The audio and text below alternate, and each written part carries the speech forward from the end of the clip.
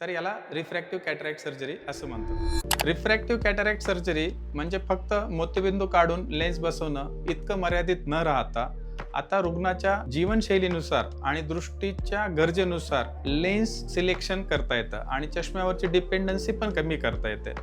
मोतीबिंदू काढल्यानंतर intraocular lens बसवले जाते, तर त्याचे नानाविध प्रकार असतात. जसं की मोनोफोकल आहे, ज्यामध्ये दूरची दृष्टी सुधारते, जवळसाठी चष्मा वापरावा लागतो. टोरिक लेन्स असते, ज्यामध्ये सिलेंडर नंबर असतो रुग्णांना, त्यासाठी टोरिक लेन्स बसवली जाते.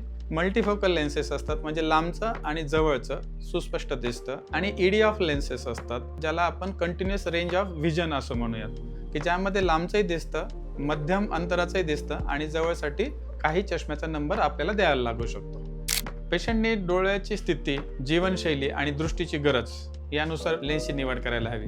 रसाळ नेत्रालयामध्ये आम्ही पर्सनलाइज्ड आय काउन्सिलिंग देतो आणि आपापल्या जीवनशैलीनुसार, डोळ्याच्या स्थितीनुसार आणि दृष्टीच्या गरजेनुसार लेन्स निवडण्यास मदत करतो.